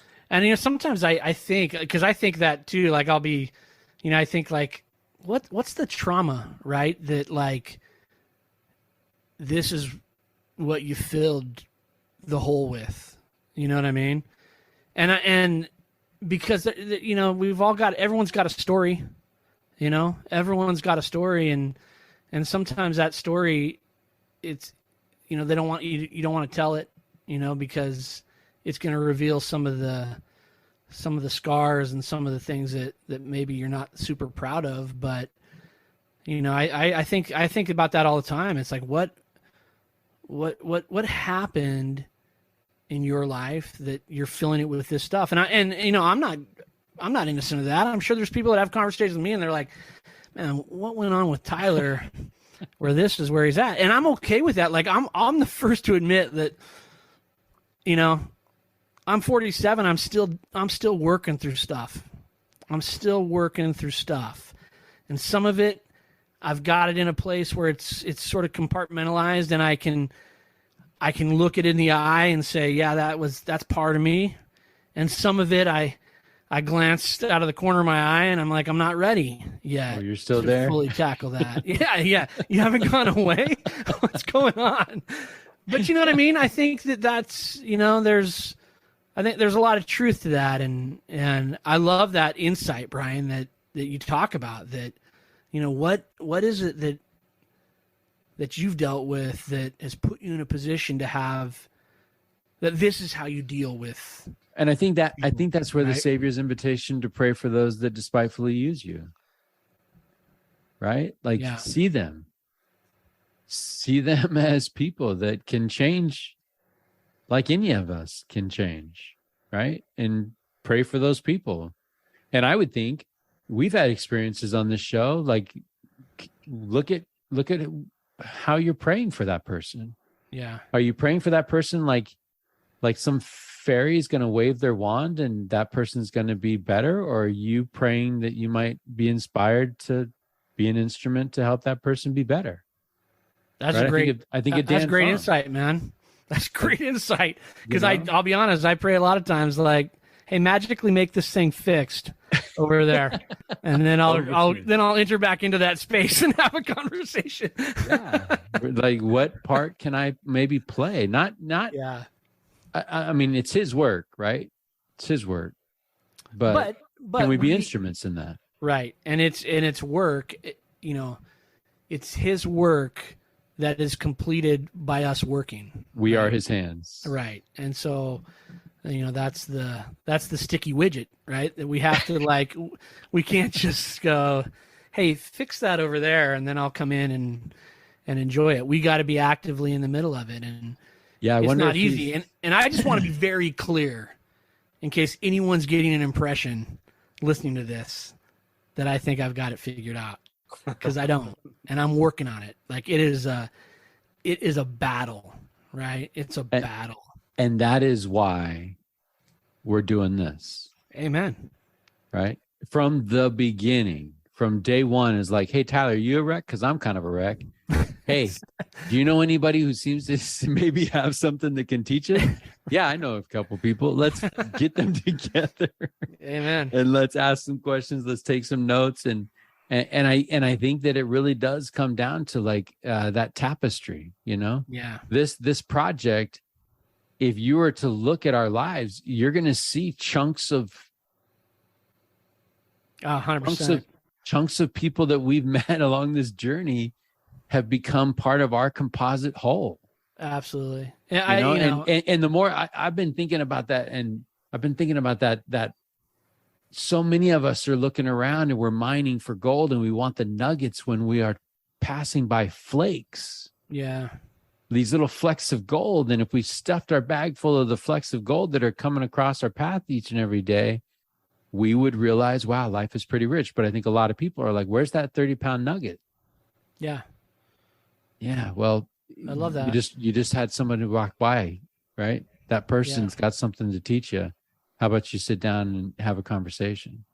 I mean, look, I was just talking to someone about this the other day. I was, we were having a conversation, and I was telling him, if I think back to all of what at the time I passed off as like meaningless conversations, like quick, those quick moments that you have with someone that they say something to you and you just kind of go, yeah, and you move on. And that, now, like with years behind me that I've walked down the path, I look at that and I'm like, dude, that is like those little, what I thought were meaningless conversations shaped me. Like, there's conversations I had that were 30 seconds long, a minute long, and I can tell you, I could quote them because it changed my life, But at the time, I was just like, yeah, cool, thanks for that, and then move on. And then a few years later, you're faced with something and you're recalling this moment where you had a brief conversation with someone. You're like, shoot, that's what they meant, and that's what I want to be, So I love it. Brian Grow, man. We got through one of my questions. Wow. Is that it? Thanks, guys. What are you doing next week? Get back in here. It just goes to show it doesn't matter who's asking the question. The process is still edifying. It's iron sharpening iron, and It's three dudes walking through the haze of life, stumbling, bumbling, rumbling, and trying to figure it out. And I appreciate you. No, I appreciate this. I really do appreciate the conversation. And one of the things you said at the end there, sometimes I think maybe I am looking for the nugget, looking for the way to put this system in place and everything will change. Like, let's all do this and the world will be a different place when, I make my world a different place. I make the place around me a place where I harbor those attributes of belonging and authenticity and love and peace, and then that attracts others who are looking for those same things. Yeah. And then it just builds and builds and builds. I've had this thought lately that especially when I'm looking at things within my own personal life, and I'm like, those people over there need to do some changing. Right? You know what I mean? And then I'm always like, all right, what do I got to change? Like, what if I changed about myself would help that situation? You know what I mean? And I think I think too, in the wisdom of change, there are some changes that are weightier than others. Yeah. Right. It's like, what is the one change that can make a lot of other changes possible? Right. When John F. Kennedy drops it down and says, we're going to the moon, he knew that moonshot goal was going to make a lot of other hard things happen. Yeah, because think about the studio that they had to prep to get that. No, just kidding, dude. I'm totally kidding. I just gotta open that up. I'm kidding. Come on. The idea, though, I'm editing that out. We can make some changes, right? We can make some changes that are going to make other things a little smoother in our life. Yeah. But again, you're not getting through this life without friction. That rough stone rolling, right? The knocking, the refining. I mean, that's the process that we're all in. And we Alan love Michael that boasted, we can't right? get enough of that process. Lean into the process, right? Yeah. Let it sharpen. So let me ask you this question. Yeah. Is a rich man uncomfortable more of the time than he is comfortable? Is that one of the requirements of a rich life, to be and not in such crippling and sometimes I feel like this is where I put myself into the discomfort of raised anxiety, but just enough discomfort, just out of my comfort zone enough in that growth zone.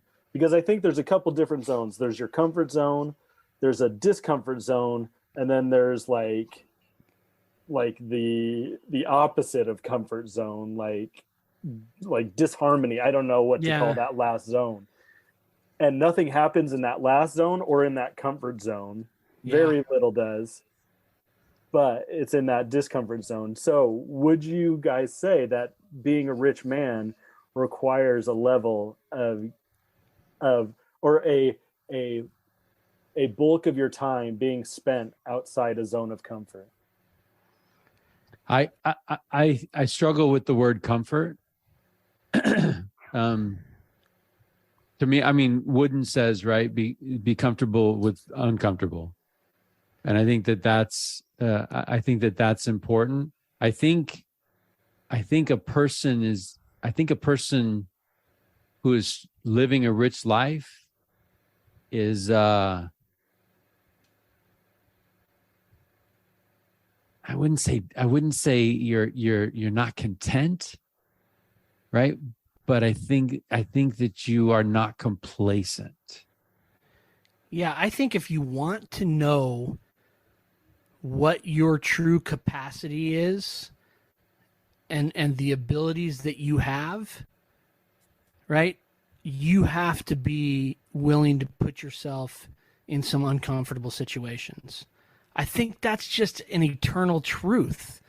I think that if we've been blessed, everyone on this planet has been blessed with certain talents, right?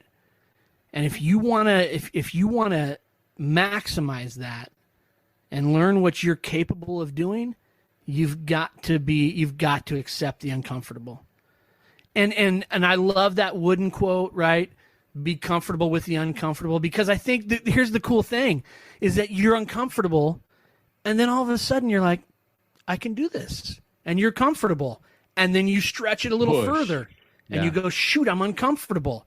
And then you're like, shoot, I can do this. Right. And I just love that. I really believe, Brian, and Mike and I have talked about this, but I believe we have capacity to do so much.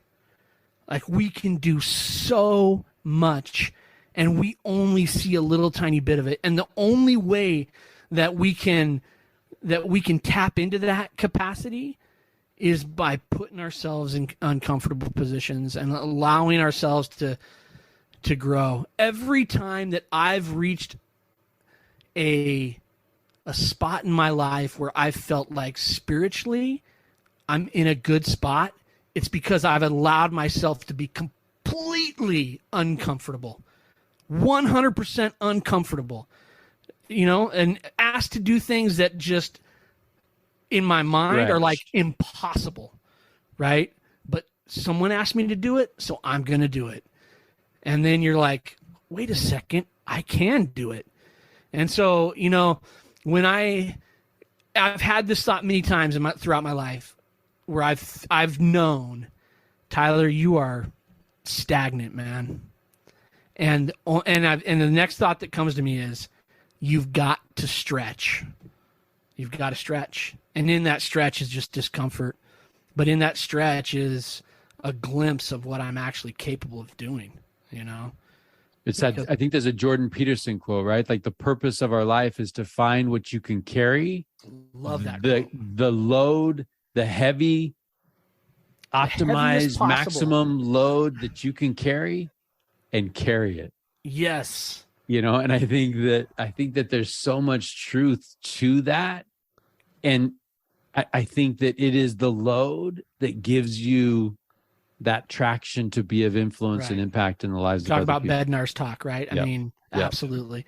Absolutely. And so, I think there's a balance there, though. Obviously, there's a balance that we have to try to find, because I think that we have to put ourselves in uncomfortable situations and then learn how to process that before we just, we can't take on so much that it's just like, because you talk about those different zones, and that last one that you said is kind of disharmony. We don't want to be there. You don't want to be there. And I think that sometimes that becomes that paralysis by analysis zone where you're just taking on so much that you're like, I can't do anything because it just is too much. Yeah, wisdom and order, right? Yeah. But I love that question, Brian, because I think I appreciate you reminding me of those truths, because I'm in a spot right now where on a couple different things, I'm uncomfortable. And part of me wants to go, honestly, one part of my mind is like, how do I get out of this uncomfortable thing? Like, this thing really sucks. But as we're talking about this, I'm like, golly, I need to embrace this. That's the stretch. Yeah. So, but I think you need to be really careful when you feel like, I got this. Oh yeah. If you're in that spot for too long, professionally, personally, spiritually, 100%, right? That is dangerous. I think that's a slippery slope to complacency. I think it's okay to recognize that I got this, but then the follow-up thought needs to be, what do I need to learn next? Right? Because if the thought is, I got this and watch this, then there's trouble, right? But if the thought is, I got this, but okay, now what do I need to learn? Like, what's the next thing that I have to learn? I was listening to Elder Saban of the 70 was down here a couple of weeks ago in Sacrament meeting, and he talked about, he was just kind of sharing in Sacrament meeting some stories about dealing with President Nelson. And he's like, he's 90. How old is he? 98? 98. 98, just turned 98? I think he's like 98, and he is constantly talking about the next thing that he's working on learning.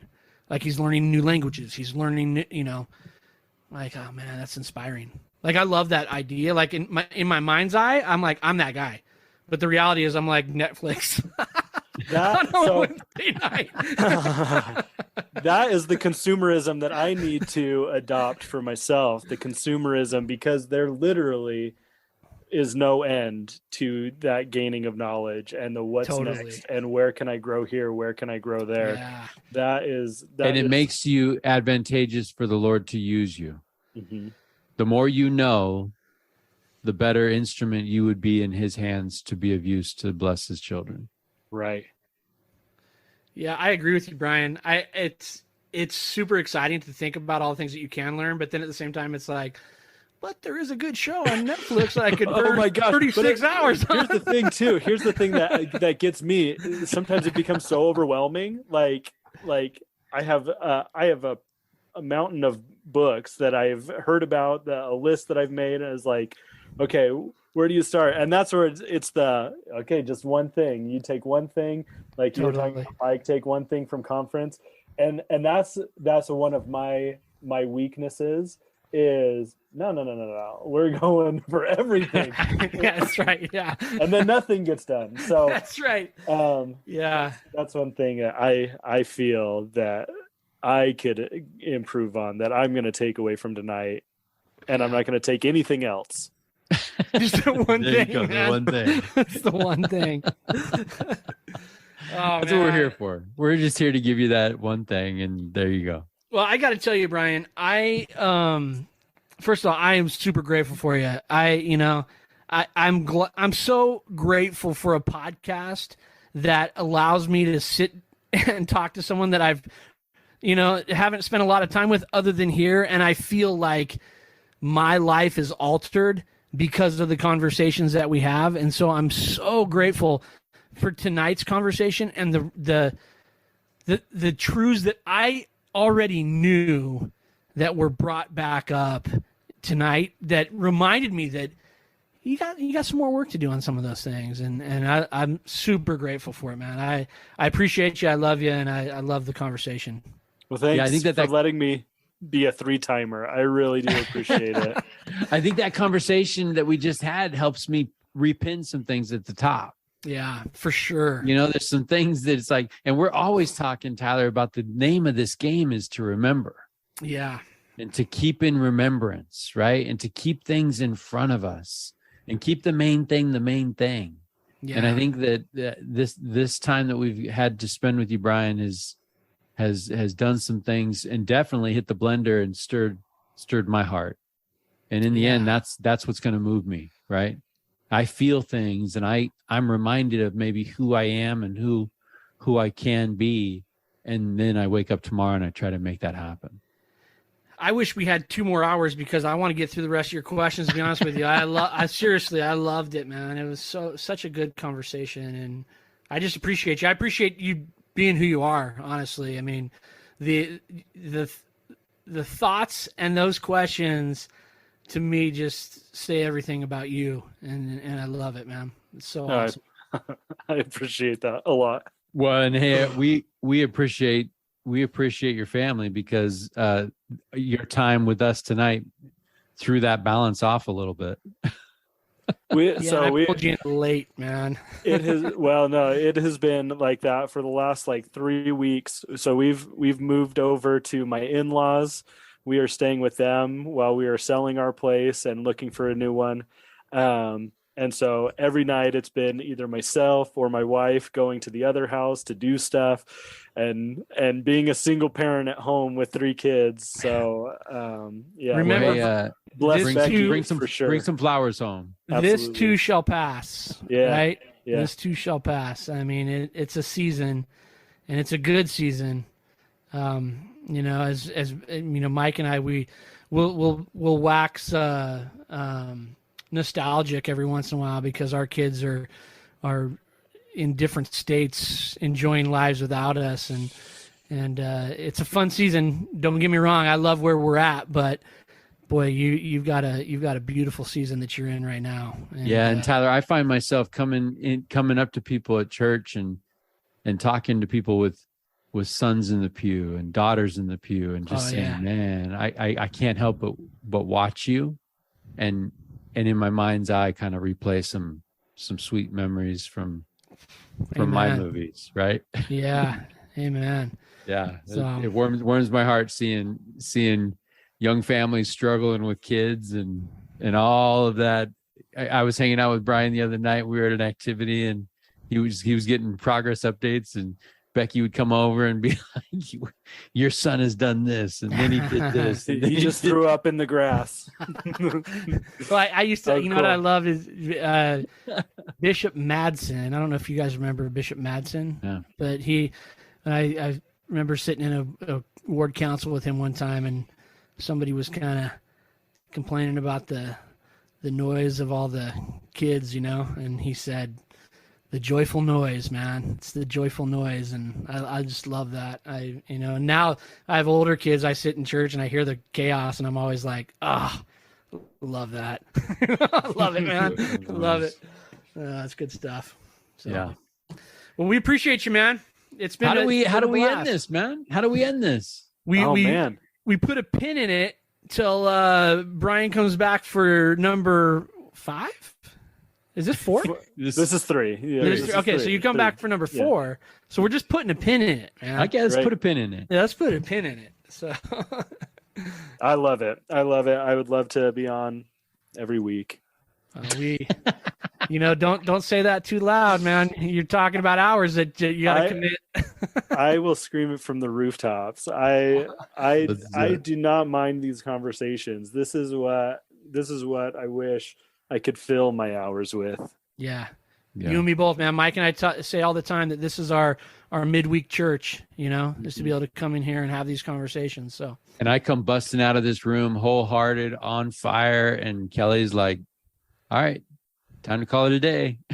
yeah, I can't sleep after this. I got things to process. Yeah. I got 10,000 books to read. Wait, no, I'm taking the one thing. The one thing. 30 minutes, man. Just do That's it. it. Chip away. Well, hey, man, we just we love you. We appreciate you, and we're putting a pin in this because there's more questions you have. Run it back. Run it back. They're right here. I want to keep this conversation going because what happened tonight is what Mike and I have always talked about with this podcast. It's just good conversations with good people that inspire us. Again, Brian, this is a selfish venture. Inspire us to be better, and that happened for me tonight for sure. Well, I appreciate you guys letting me shake up the format, letting me kind of pick your brains, because there's just some things that I need to hear, and I appreciate the conversation. Awesome, man. Yeah. You know what? We got something out of it, and that's all that matters. That's right. I hope Tanzania. No offense, Tanzania. No offense. Tanzania, I hope you were taking notes, for crying out loud. All right, Brian, it's been fun, man. Have a good night. We appreciate it. Let's bring it back. Let's bring it back. Thank you. We will.